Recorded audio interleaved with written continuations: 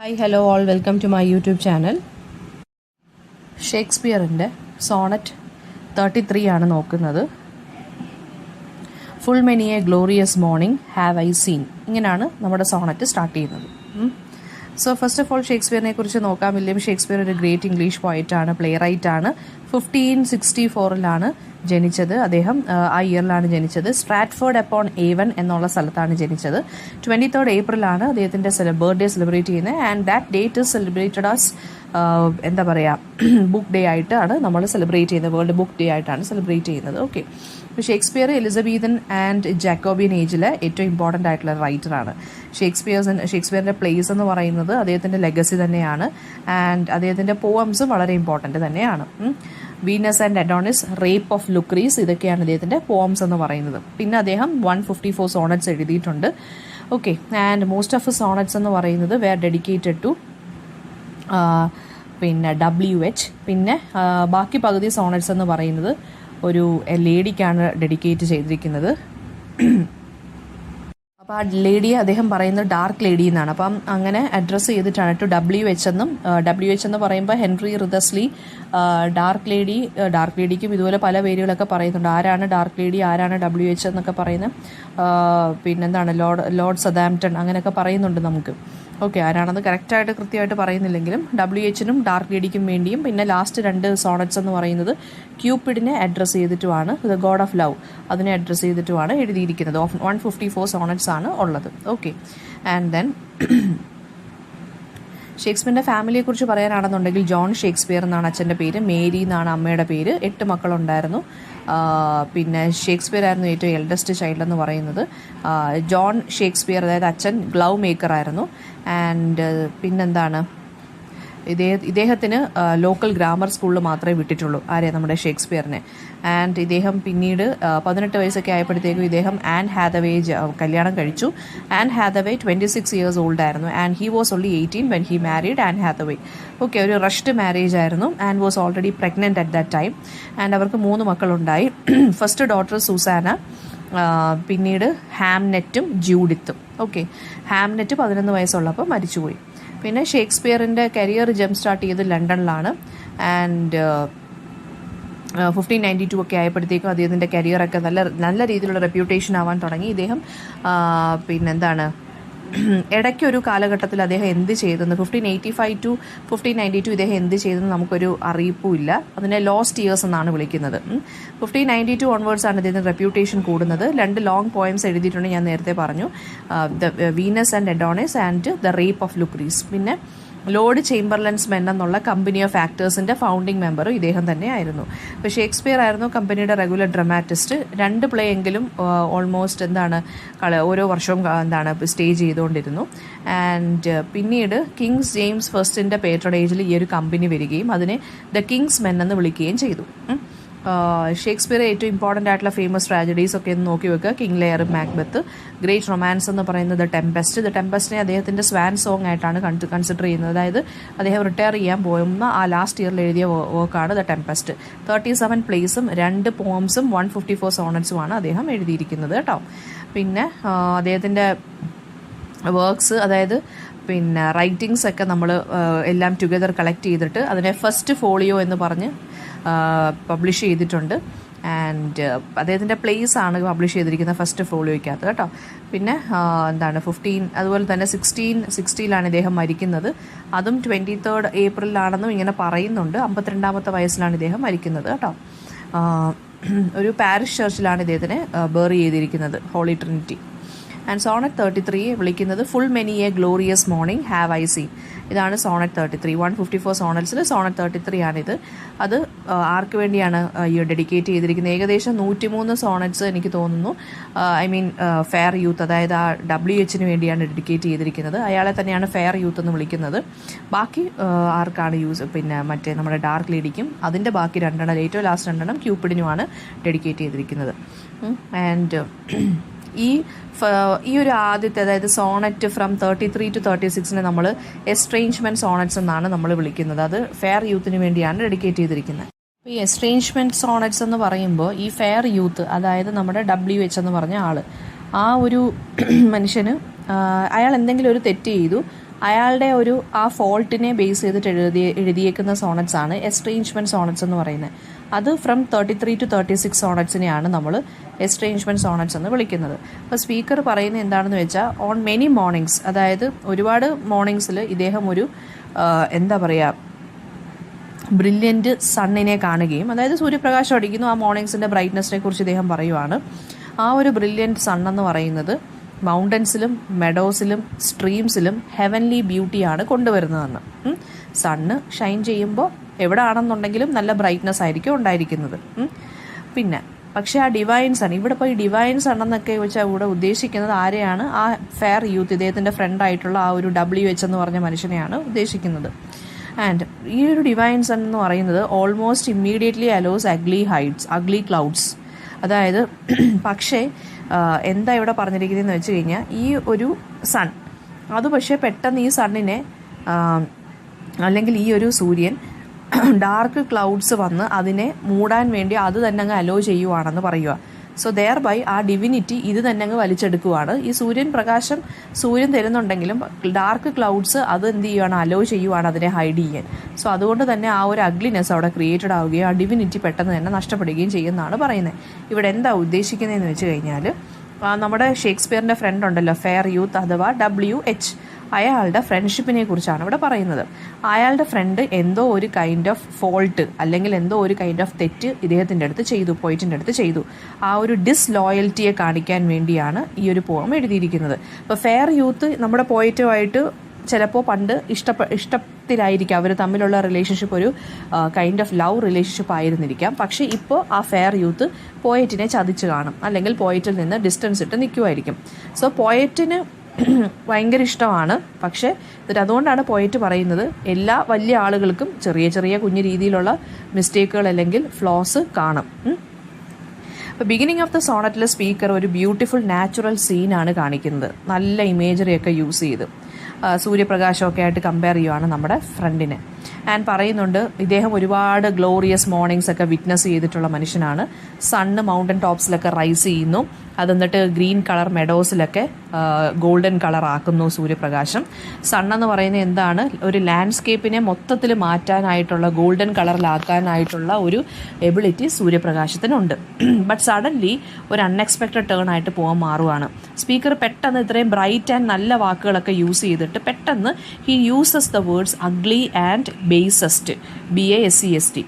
അതായത് പെട്ടെന്ന് പറയുവാണ്, അതായത് ബ്യൂട്ടിഫുൾ എന്നും ഹെവൻലി എന്നും ഒക്കെ പറഞ്ഞ അറ്റ്മോസ്ഫിയർ പെട്ടെന്ന് തന്നെ മാറുകയാണ് ചെയ്യുന്നത്. അഗ്ലി എന്നൊക്കെയുള്ള വാക്ക് പെട്ടെന്ന് യൂസ് ചെയ്യുകയാണ്. അപ്പോൾ ഇവിടെ മോർണിംഗിനെ പേഴ്സോണിഫൈ ചെയ്തിരിക്കുന്ന ഒരു രാജാവായിട്ടാണ് ആദ്യത്തെ 4 ലൈൻസിൽ. ഇപ്പോൾ ഫോർ എക്സാമ്പിൾ അതിനകത്ത് യൂസ് ചെയ്തിരിക്കുന്ന വാക്കുകൾ ഫ്ലാറ്റർ, സോവറീൻ, അതുപോലെ സോവറീൻ എന്നൊക്കെയാണ് യൂസ് ചെയ്തിരിക്കുന്നത്. അതായത് ഏറ്റവും ഇമ്പോർട്ടൻ്റ് എന്നൊക്കെ, ഭയങ്കര പ്രഷ്യസ് എന്നൊക്കെ ഉള്ളൊരു മീനിങ്ങിൽ. അപ്പോൾ അത് കാണുമ്പോൾ നമുക്ക് മോർണിംഗിനെ ഒരു രാജാവായിട്ട് കമ്പയർ ചെയ്യുന്നതൊക്കെ തോന്നും. അത്രയ്ക്ക് ഭയങ്കര റോയൽ വേർഡ്സ് ഒക്കെയാണ് യൂസ് ചെയ്തിരിക്കുന്നത്. അതുപോലെ തന്നെ സൂര്യപ്രകാശത്തിനെ എന്താ പറയുക, ബ്രൈറ്റ് യെല്ലോ കളറിനെയൊക്കെ പറയുന്നുണ്ട്. ലാൻഡ്സ്കേപ്പിനെ പെട്ടെന്ന് മാറ്റാനുള്ള കഴിവ് സൂര്യപ്രകാശത്തിനുണ്ടെന്നൊക്കെ പറയുന്നുണ്ട്. ലൈൻ 4-നകത്ത് ഈ ഒരു മോർണിംഗിനെ എന്താ പറഞ്ഞേക്കുന്നത്, അല്ലെങ്കിൽ ലൈൻ 5-നകത്ത് ഈ ഒരു മോർണിംഗിനെ വളരെ അഗ്ലി എന്നൊക്കെയാണ് പറഞ്ഞിരിക്കുന്നത്. അതായത് ഡള്ളായിട്ടൊക്കെ കമ്പയർ ചെയ്യുവാണ്. പിന്നെ അപ്പോൾ കൺക്ലൂഡിങ് കപ്ലറ്റിനകത്ത് പിന്നെ പറയുന്നത് എന്താണ്, 14 ലൈൻസാണ് നമ്മുടെ സോണറ്റിന് ഉള്ളത്. ഷേക്സ്പിയറിയൻ സോണറ്റിനൊക്കെ 14 ലൈൻസാണ് ഉള്ളത്. അല്ലെങ്കിൽ പൊതുവേ സോണറ്റ്സ് എന്ന് പറയുമ്പോൾ 14 ലൈൻഡ് പോംസിനെയാണ് നമ്മൾ സോണറ്റ്സ് എന്ന് പറയുന്നത്. ഷേക്സ്പിയറിയൻ സോണറ്റിനെ നമ്മൾ ഇംഗ്ലീഷ് സോണറ്റ് എന്നും വിളിക്കാറുണ്ട്. ഇനി ഇതിനകത്തുള്ള കൺക്ലൂഡിങ് കപ്ലറ്റിനകത്ത് നമ്മൾ എന്താ പറയുന്നതെന്ന് വെച്ച് കഴിഞ്ഞാൽ, പോയറ്റിന് മറ്റേ ഫ്രണ്ടിനോടുള്ള ഡിവോഷനെ കുറിച്ചാണ് പറയുന്നത്. അതായത് എന്തൊക്കെ തെറ്റ് ചെയ്താലും ഹിസ് ഫ്രണ്ട് എന്ന് പറയുന്നത് എന്താണ്, ഒരു ഗ്രേറ്റ് മാൻ ആണെന്നും ഒരു നോബിൾ മാൻ ആണ്. And the so called great men, അവരും എന്താണ്, അവർക്കും ഫ്ലോസ് ഉണ്ട്. They have also committed certain mistakes. അപ്പം പെറ്റി മിസ്റ്റേക്സ് ഒക്കെ അവരുടെ ലൈഫിലും ഉണ്ട്. അതുപോലൊരു പെറ്റി മിസ്റ്റേക്ക് ആയിട്ട് ഈ ഫ്രണ്ട് ചെയ്ത ഡിസ്ലോയൽറ്റി അല്ലെങ്കിൽ ഫ്രണ്ടിൻ്റെ ഈ ഒരു ഡിസ്റ്റൻസ് എന്ന് പറയുന്നത് അങ്ങനെ ഞാൻ കരുതിക്കോളാം എന്ന് പറഞ്ഞ് നിൽക്കുവാണ് നമ്മുടെ പോയിറ്റ്. അപ്പോൾ ലാസ്റ്റ് 2 ലൈൻ അല്ലെങ്കിൽ ലാസ്റ്റ് ആ കൺക്ലൂഡിങ് കപ്ലറ്റിനകത്ത്, അത് അവസാനത്തെ 2 വരിയാണ് നമ്മൾ കപ്ലറ്റ് എന്ന് വിളിക്കുന്നത് കേട്ടോ. അതായത് pair of rhyming lines, 2 rhyming ലൈൻസിനാണ് നമ്മൾ കപ്ലറ്റ് എന്ന് വിളിക്കുന്നത്. അപ്പോൾ ഇവിടുത്തെ കപ്ലറ്റ് എന്ന് പറയുമ്പോൾ അവസാനത്തെ വരികൾ 2 എണ്ണമാണ്. അപ്പോൾ ഇതിനകത്ത് പോയിറ്റിന് ഫെയർ യൂത്തിനുള്ള ഡിവോഷനെയാണ് കാണിക്കുന്നത്. അതായത് ഫെയർ യൂത്ത് ചിലപ്പോൾ ഇയാളെ റിജക്റ്റ് ചെയ്തിട്ടുണ്ടായിരിക്കാം, പക്ഷേ ഇയാളുടെ ലവ് ഒരിക്കലും മാറില്ല, ചേഞ്ച് ആവില്ല. പോയറ്റ് ഇയാളുടെ ഫ്രണ്ടിനെ കമ്പയർ ചെയ്യുന്നത് ഒരു ബ്യൂട്ടിഫുൾ സണ്ണുമായിട്ടാണ് കമ്പയർ ചെയ്യുന്നത്. ആ സണ്ണ് സെറ്റ് ചെയ്യാൻ പോവുകയാണ്, ഒരു ഈവനിങ് സണ്ണുമായിട്ടാണ് കമ്പയർ ചെയ്തേക്കുന്നത്. സോ സൺ ആ ഒരു സമയത്ത് വേൾഡിൽ നിന്നല്ല ഹൈഡ് ചെയ്യുവാണ്. അതേപോലെ തന്നെയാണ് ഇയാളുടെ ഫെയർ യൂത്ത് എന്നുള്ള ഈ ഒരു ഫ്രണ്ട് ഇയാളിൽ നിന്ന് ഡിസ്റ്റൻസ് ഇട്ട് അല്ലെങ്കിൽ റിജക്റ്റ് ചെയ്ത് നിൽക്കുവാണ്. എന്തോ ഒരു ഷെയിംഫുൾ ആയിട്ടുള്ള രീതിയിൽ മാറി, എന്തോ ഒരു ഷെയിമായിട്ട് കൺസിഡർ ചെയ്ത്, ഇവരുടെ ലവ് എന്തോ ഷെയിമായിട്ട് കൺസിഡർ ചെയ്ത് മാറി നിൽക്കുവാണ്, ഒളിച്ച് നിൽക്കുവാണ്. Again he compares his friend to the sun. He recalls how they shared a beautiful friendship. ഇവർക്ക് പണ്ട് നല്ലൊരു ബ്യൂട്ടിഫുൾ ഫ്രണ്ട്ഷിപ്പ് ഉണ്ടായിരുന്നു. പക്ഷേ ആ ഒരു ഫ്രണ്ട്ഷിപ്പ് എന്ന് പറയുന്നത് ഷോർട്ട് ലിവ്ഡ് ആയിരുന്നു. അതാണ് പറഞ്ഞത്. ആദ്യം ഒരു ബ്രൈറ്റ് ആയിട്ടുള്ള മോർണിംഗ്സിനെ കുറിച്ച് പറഞ്ഞിട്ട് പിന്നീട് പെട്ടെന്ന് അഗ്ലി എന്നൊക്കെ വിളിക്കുന്നത് അതുകൊണ്ടാണ് കേട്ടോ. ആൻഡ് ദെൻ ദ വേൾഡ് എന്ന് പറയുന്നത് എന്താണ്, ലോകം മൊത്തവും എന്താണ്, ക്ലൗഡ്സ്, ഈ സണ്ണിനെ അഗ്ലി ക്ലൗഡ്സ് വന്ന് കവർ ചെയ്യുമല്ലോ, അതുപോലെ ആയിപ്പോയി ഞങ്ങളുടെ ഫ്രണ്ട്ഷിപ്പ്. പെട്ടെന്ന് തന്നെ എന്തോ ഒരു ഡാർക്ക് ഷെയ്ഡ് വന്ന് അടിച്ചതുപോലെയായി ഞങ്ങളുടെ ഫ്രണ്ട്ഷിപ്പ് അവിടെ കൊണ്ട് തീർന്നു. അപ്പോൾ പോയിട്ട് പറയുന്ന towards the end of the poem എന്താണ് പറയുന്നത്, അദ്ദേഹത്തിൻ്റെ ഫ്രണ്ടിനോടുള്ള ലവ് ഒരിക്കലും വീക്കൻ ചെയ്യത്തില്ല, തീരത്തില്ല. Just like the sun coming out of the clouds. അതായത് സൂര്യനെ എത്ര മറച്ചു വെച്ചാലും, ഡാർക്ക് ക്ലൗഡ്സ് എത്ര മറച്ചു വെച്ചാലും സൂര്യൻ എപ്പോഴെങ്കിലും സൂര്യൻ എപ്പോഴെങ്കിലും മറ നീക്കി വരും എന്ന് പറയത്തില്ലേ, അതുപോലെ തന്നെയാണ് ഇവരുടെ ഫ്രണ്ട്ഷിപ്പും. അതിൻ്റെ ആ ഒരു പാസ്റ്റ് ഗ്ലോറി അല്ലെങ്കിൽ ആ ഒരു ഫ്രണ്ട്ഷിപ്പിൻ്റെ ആ ഒരു ലവ്ലിനെസ് അല്ലെങ്കിൽ ആ ഒരു ബ്യൂട്ടി എന്ന് പറയുന്നത് പിന്നെയും തിരികെ വരും എന്നുള്ളൊരു ഹോപ്പിലാണ്, ഒപ്റ്റിമിസത്തിലാണ് പോകാൻ തീരുന്നത്. ഔട്ട്വേർഡ് ബ്യൂട്ടിയിലെങ്ങും ഒരു കാര്യവുമില്ല. ഇന്നർ വാല്യൂവിന് അല്ലെങ്കിൽ ഇന്നർ വിർച്യൂവിനാണ് ഇമ്പോർട്ടൻസ് എന്നാണ് പോയിട്ട് പറയുന്നത്. അപ്പം ഒരു ഒപ്റ്റിമിസ്റ്റിക് നോട്ടിലാണ് പോയം എൻഡ് ചെയ്യുന്നത് കേട്ടോ. ഇനി സോണറ്റ്സ് എന്താണെന്ന് ഞാൻ പറഞ്ഞു. ഷേക്സ്പിയറിയൻ സോണറ്റാണ് ഇത്. അതായത് ഇതിനെ ഇംഗ്ലീഷ് സോണറ്റ് എന്ന് നമ്മൾ വിളിക്കുന്നുണ്ട്. ഇപ്പോൾ ഒരു വളരെ ഷോർട്ട് ലിറിക്കൽ പോമാണ് നമ്മുടെ സോണറ്റ് എന്ന് പറയുന്നത്. ഫോർ എക്സാമ്പിൾ സിഡ്നി, നമ്മുടെ ഫിലിപ്പ് സിഡ്നി എന്നുള്ള റൈറ്ററൊക്കെ സോണറ്റ്സ് എഴുതിയിട്ടുണ്ട്. അദ്ദേഹത്തിൻ്റെ സോണറ്റിൻ്റെ പേര് ആസ്ട്രഫൽ ആൻഡ് സ്റ്റെല്ല എന്നാണ്. അപ്പം ഷേക്സ്പിയറിയൻ സോണറ്റ്സ് എന്ന് പറയുന്ന ഓട്ടോബയോഗ്രഫിക്കലാണ്. കാരണം ഇദ്ദേഹത്തിൻ്റെ ഫ്രണ്ടിന് വേണ്ടിയൊക്കെയാണ് എഴുതുന്നത് അല്ലേ. സോണറ്റ്സ് 49 പോംസ് ആണുള്ളത്. അയാംബിക് പെൻറ്റമീറ്റർ അല്ലെങ്കിൽ അയാംബിക് മീറ്ററിലാണ് ഇത് എഴുതിയിരിക്കുന്നത്, ഷേക്സ്പിയറിയൻ സോണറ്റ്സ് എല്ലാം. ഇനി ഇറ്റാലിയൻ സോണറ്റ്സ് എന്ന് പറഞ്ഞ് വേറൊരു വകഭേദം കൂടിയുണ്ട്. ഇറ്റാലിയൻ സോണറ്റ്സ് എന്ന് പറയുന്നത് 14 വരി പോയമാണ്. പക്ഷെ അത് 8 ഫസ്റ്റ് 8 ലൈൻസിനെ നമ്മൾ ക്വാർട്ടറൈൻസ് എന്നും അവസാനത്തെ 4 ലൈനുണ്ട് അതിനെ ഒക്ടേവ് എന്നുമാണ് നമ്മൾ വിളിക്കുന്നത്. അല്ല, ഫസ്റ്റ് സെക്ഷനെ നമ്മൾ ഒക്ടേവ് എന്നും പിന്നെ അതായത് 8 വരികളുണ്ട്. അവസാനത്തേനെ 6 ലൈനിലെ സെസ്റ്ററ്റ് എന്നുമാണ് വിളിക്കുന്നത്, SESTET.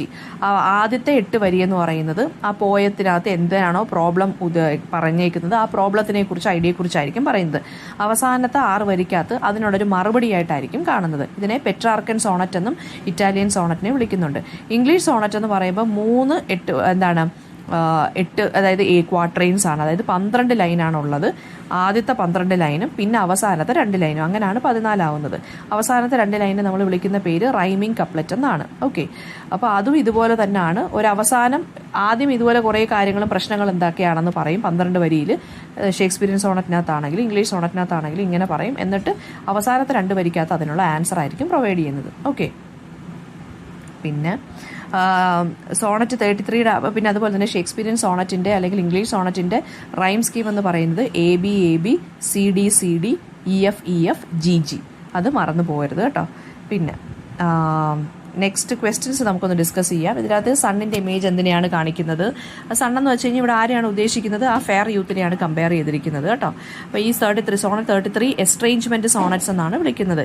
എന്തുകൊണ്ടാണ് സോണറ്റ് 33 ടു സോണറ്റ് 36നെയാണ് എസ്ട്രേഞ്ച്മെൻറ്റ് സോണറ്റ്സ് എന്ന് വിളിക്കുന്നത്? കാരണം ഫെയർ യൂത്ത് അതായത് ആ പോയിറ്റിൻ്റെ ഫ്രണ്ട് ചെയ്ത എന്തെങ്കിലും ഒരു കുറ്റത്തിനെ കുറിച്ച് പറഞ്ഞിട്ടായിരിക്കും ഇത് എഴുതുന്നത്. അപ്പോൾ ഇതിനകത്ത് ലവ് ആൻഡ് ബിട്രയലാണ് ഈ ഒരു പോയത്തിനകത്ത് വരുന്ന തീം എന്ന് പറയുന്നത് കേട്ടോ. സണ്ണിനെയാണ് ഇവിടെ മെറ്റഫറാക്കി മാറ്റിയിരിക്കുന്നത്. കമ്പയർ ചെയ്ത് വെച്ചിരിക്കുന്നത് സണ്ണിനെയാണ് ആരുമായിട്ട്? ഫെയർ യൂത്തുമായിട്ട്, അതായത് ഇദ്ദേഹത്തിൻ്റെ ഫ്രണ്ടുമായിട്ട്. അപ്പോൾ ഈ ഫെയർ യൂത്ത് എന്ന് പറയുന്നതാണ് നമ്മുടെ സ്പീക്കറിൻ്റെ പേഴ്സണൽ സണ്ണാണ്. അതായത് അദ്ദേഹത്തിന് മാത്രമുള്ള സൂര്യൻ്റെ കാര്യം, അത് സൂര്യൻ എന്ന് വെച്ചാൽ ഇവിടെ ഫ്രണ്ടിനെയാണ് ഉദ്ദേശിക്കുന്നത്. ആ സൂര്യൻ ഇദ്ദേഹത്തിൻ്റെ കയ്യിൽ നിന്ന് പോയി എന്നിട്ട് അത് ക്ലൗഡ്സിൻ്റെ പുറകിൽ ഒളിച്ചിരിക്കുകയാണെന്നാണ് പറയുന്നത്. അതായത് ഇതേപോലെ തന്നെയാണ് ഇദ്ദേഹത്തിൻ്റെ ഫ്രണ്ട്. പണ്ട് ഫ്രണ്ട്ഷിപ്പ് ഉണ്ടായിരുന്നു, ഇപ്പോൾ അദ്ദേഹത്തിന് കാണാറുമില്ല, ഒരു റിജക്ഷൻ പോലെ നിൽക്കുവാണ്. ഷേക്സ്പിയറിയൻ സോണറ്റിൻ്റെ സ്ട്രക്ചർ നോക്കിക്കോണം. 3 ക്വാർട്ടറൈൻസും അതുപോലെ തന്നെ അതായത് 4 വരിയുടെ 3 എണ്ണവും 3 സ്റ്റാൻസയും പിന്നെ അവസാനത്തെ 2 കപ്ലറ്റും. ഓക്കെ, അതായത് 2 റൈമിംഗ് ലൈൻസ്. റൈം സ്കീം നോക്കുക. പിന്നെ ഇതിനകത്ത് അലിട്രേഷനൊക്കെ വരുന്നുണ്ട്. അലിട്രേഷൻ എന്ന് പറയുമ്പോൾ repetition of the same letter അല്ലെങ്കിൽ same sound. Example golden and green എന്നുള്ള വാക്ക്, ഫ്രമ്മും ഫോർലോൺ എന്നുള്ള വാക്ക്, ഒക്കെ നോക്കിക്കൊള്ളണം. പിന്നെ ബിട്രയലിനെ കുറിച്ചാണ് ഇവിടെ പറഞ്ഞിരിക്കുന്നത്. ബിട്രയൽ എന്നുള്ള ഇമേജ് എന്തിനെയാണ് കാണിക്കുന്നത്? ക്ലൗഡ് വന്ന് സണ്ണിൻ്റെ ഫേസ് മറയ്ക്കത്തില്ലേ, അതാണ് ഇവിടെ ബിട്രയലായിട്ട് കാണിച്ചിരിക്കുന്നത്. പിന്നെ അടുത്ത എന്താണ്, ഷേക്സ്പിയറിൻ്റെ സോണറ്റ്സ് 3 ഗ്രൂപ്പായിട്ടാണ് നമ്മൾ ഡിവൈഡ് ചെയ്യാം. ഞാൻ പറഞ്ഞു 1 to 126 വരെയാണ്. 1 to 103 അല്ല, 1 to 126 സോണറ്റ്സ് ആണ് ഫെയർ യൂത്തിന് വേണ്ടി ഡെഡിക്കേറ്റ് ചെയ്തിരിക്കുന്നത്. 127 to 152 ഡാർക്ക് ലേഡിക്കും. ലാസ്റ്റ് വരുന്ന 2 എണ്ണമാണ് ക്യൂപ്പിഡിന് വേണ്ടി വരുന്നത്. ഗോൾഡൻ ഫേസ് എന്ന് പറഞ്ഞ സണ്ണിനെ ഇവിടെ പറഞ്ഞിട്ടുണ്ട്. അതായത് ഒരു കിങ്ലി മെറ്റലാണ് സൺ എന്ന് പറയുന്നുണ്ട്. അതായത് ബ്രൈറ്റ് യെല്ലോ കളറല്ലേ, അപ്പം അതാണ് ഇവിടെ പറഞ്ഞേക്കുന്നത്. അപ്പോൾ കിങ്ങിൻ്റേതായിട്ടുള്ള രീതിയിലാണ് സണ്ണിനെ ഇവിടെ പ്രസൻറ്റ് ചെയ്തിരിക്കുന്നത്. പിന്നെ ഹെവൻലി ആൽക്കമി എന്ന് പറഞ്ഞൊരു വാക്ക് ഇവിടെ യൂസ് ചെയ്തിട്ടുണ്ട്. അതും സണ്ണിൻ്റെ ആ ഒരു ബ്രൈറ്റ്നസ്സിനെ കുറിച്ചാണ് പറയുന്നത്. അപ്പോൾ ഒരു ആൽക്കമിസ്റ്റ് എന്ന് പറഞ്ഞൊരാളുണ്ട്. ആൽക്കമിസ്റ്റ് എന്ന് വെച്ച് കഴിഞ്ഞാൽ ഈ ഏതെങ്കിലും ഒരു മെറ്റലിനെ ഗോൾഡാക്കി മാറ്റുന്നതാണ് ആൽക്കമിസ്റ്റ് എന്ന് പറയുന്നത്, അല്ലെങ്കിൽ ആൽക്കമി എന്ന് പറയുന്നത് കേട്ടോ. അപ്പോൾ ഇവിടെ ആൽക്കമി ആരാണ് പ്രിപ്പയർ ചെയ്യുന്നത്? സൂര്യനാണ് എല്ലായിടത്തും ഗോൾഡൻ കളർ സ്പ്രെഡ് ചെയ്യുന്നത്. പിന്നെ ഇത് ആർക്കാണ് അഡ്രസ്സ് ചെയ്തിരിക്കുന്നത്? ഫെയർ യൂത്തിന് അല്ലെങ്കിൽ യങ് മാനിനാണ് ഇത് അഡ്രസ്സ് ചെയ്തിരിക്കുന്നത്. ആൻഡ് പിന്നെ എന്താ പറയുക, നെക്സ്റ്റ് ക്വസ്റ്റ്യൻ അത് തീം ചോദിച്ചിട്ടുണ്ട്. തീം പറഞ്ഞു ബിട്രയലും ലവും ആണ് തീമായിട്ട് വരുന്നത്. മെറ്റഫർ യൂസ് ചെയ്തിരിക്കുന്നത് സണ്ണുമായിട്ടാണ് കമ്പയർ ചെയ്തിരിക്കുന്നത്. ലവറിനെ സണ്ണുമായിട്ടാണ് കമ്പയർ ചെയ്തിരിക്കുന്നത് കേട്ടോ. പിന്നെ ആറ്റിറ്റ്യൂഡ് എന്താണ് പോയിറ്റിൻ്റെ? അദ്ദേഹത്തിന് ഒരു പണക്കവും ഇല്ല, പരാതിയും ഇല്ല. അദ്ദേഹത്തിൻ്റെ ലവറിനെ അദ്ദേഹം ഇതിങ്ങനെ പുകഴ്ത്തിക്കൊണ്ടിരിക്കുവാണ് എന്നാണ് പറഞ്ഞിരിക്കുന്നത്. പിന്നെ യൂത്തും പോയിറ്റും തമ്മിലുള്ള എക്സാക്ട് റിലേഷൻഷിപ്പ് എന്താണ്? ഫ്രണ്ട് ആവാം, ലവർ ആവാം. 2 രീതിയിൽ നമുക്ക് പറയാം. ഇപ്പോൾ ഈ യൂത്ത്, അതായത് WH അല്ലെങ്കിൽ ഫെയർ യൂത്ത് വില്യം ഹെർബർട്ട് എന്നും പറയാം, അല്ലെങ്കിൽ ഹെൻറി റിദസ്ലി എന്നും ഒക്കെ പറയാം കേട്ടോ. പിന്നെ 3rd ഏൾ ഓഫ് പെംബ്രോക്ക് എന്നും ഒക്കെ പേരുണ്ട്. 3rd ഏൾ ഓഫ് സതാംപ്ടൺ എന്നും പേരുണ്ട്. അപ്പം വില്യം ഹെർബർട്ട് എന്ന് പഠിച്ചു വെച്ചാൽ മതി. ഫെയർ യൂത്തിൻ്റെ യഥാർത്ഥ പേര് വില്യം ഹെർബർട്ട്. ഇവർക്ക് അയാളെ പല പേരിലാണ് അറിയപ്പെടുന്നത്. അതായത് ഒരുപാട് പേര് പറയുന്നു ഇന്ന ആളാണെന്ന് പറഞ്ഞാൽ അങ്ങനെ ഒരു 3-4 പേരുണ്ട്. പിന്നെ ഈ പോയട്രിക്കകത്ത് വോൾട്ട എന്നുള്ളൊരു സംഭവമുണ്ട്. അതായത് ഞാൻ പറഞ്ഞില്ല, ആദ്യത്തെ 4 വരി എന്ന് പറയുമ്പോൾ ഭയങ്കര പോസിറ്റീവായിട്ടാണ് എഴുതിയിരിക്കുന്നത്. 5ാമത്തെ വരി തൊട്ട് ഇദ്ദേഹം ഭയങ്കര ഡള്ളായിട്ടാണ് എഴുതിയിരിക്കുന്നത്. അപ്പോൾ ആ ഒരു സഡൻ ടേൺ ഓഫ് മൂഡ് ഉണ്ടല്ലോ, sudden change in the mood off the poem, അതിനെയാണ് നമ്മൾ വോൾട്ട എന്ന് വിളിക്കുന്നത്. അതൊരു ഇറ്റാലിയൻ പോയട്രിയിൽ യൂസ് ചെയ്യുന്നൊരു ടേമാണ്, VOLTA. ഇതിനകത്ത് വോൾട്ട ഹാപ്പൻ ചെയ്യുന്നത് 3ാമത്തെ സ്റ്റാൻസിലാണ് ഇത് ഹാപ്പൻ ചെയ്യുന്നത്. അതായത് സ്പീക്കർ പെട്ടെന്ന് സൺ പോയി, സൺ മറഞ്ഞു എന്നൊക്കെ പറയത്തില്ലേ, അതാണ് അവിടുത്തെ വോൾട്ട എന്ന് പറയുന്നത് കേട്ടോ. ലിറ്ററി ഡിവൈസസ് അലിട്രേഷൻ യൂസ് ചെയ്തിട്ടുണ്ട്. പിന്നെന്താണ് പറഞ്ഞിരിക്കുന്നത്? മെറ്റഫർ യൂസ് ചെയ്തിട്ടുണ്ട്. പിന്നെ വോൾട്ട എന്നുള്ള ഡിവൈസ് ഉണ്ട്. പിന്നെ ഇത് എഴുതിയിരിക്കുന്നത് അയാംബിക് പെൻറ്റമീറ്ററിലാണ് കേട്ടോ. പിന്നെ ഇതെങ്ങനെയാണ് ഒരു സോണറ്റായി മാറുന്നത്, ഇതിൻ്റെ സ്ട്രക്ചർ എന്താണെന്നൊക്കെ ചോദിക്കാവേ. പിന്നെ ഇതിനകത്ത് വരുന്ന ഇമേജസ്, ഇമ്പോർട്ടൻ്റ് ആയിട്ടുള്ള ഇമേജസ് എന്ന് പറയുമ്പോൾ നമ്മുടെ സണ്ണിൻ്റെ ഇമേജ്, മൗണ്ടൻ ടോപ്പിലും ഗ്രീൻ മെഡോസിനെയൊക്കെ സണ്ണ് ഗോൾഡൻ കളർ സ്പ്രെഡ് ചെയ്യുന്നു എന്ന് പറയുന്നുണ്ട്. സണ്ണിനെ ഒരു ആൽക്കമിസ്റ്റായിട്ട് അല്ലെങ്കിൽ ഒരു മജീഷ്യനായിട്ടാണ് കമ്പയർ ചെയ്യുന്നത്. പിന്നെ എന്താ പറയുക, ക്ലൗഡ്സിനെ ഡാർക്കസ്റ്റ് എന്ന് വിളിക്കുന്നുണ്ട്, അഗ്ലി എന്ന് വിളിക്കുന്നുണ്ട്. പിന്നെ അതുപോലെ തന്നെ ബിട്രയലിൻ്റെ എലിമെൻറ്റ് ഇതിനകത്ത് വരുന്നുണ്ട്, ഡാർക്ക് ക്ലൗഡ്സ്. പിന്നെന്താണ്, ഓക്കെ, ഇത്രയും ഇമേജസാണ് ഇതിനകത്ത് യൂസ് ചെയ്തിരിക്കുന്നത്. എന്തെങ്കിലും ഡൗട്ട് ഉണ്ടെങ്കിൽ കമൻറ്റ് ബോക്സിൽ ചോദിക്കുക. Thank you.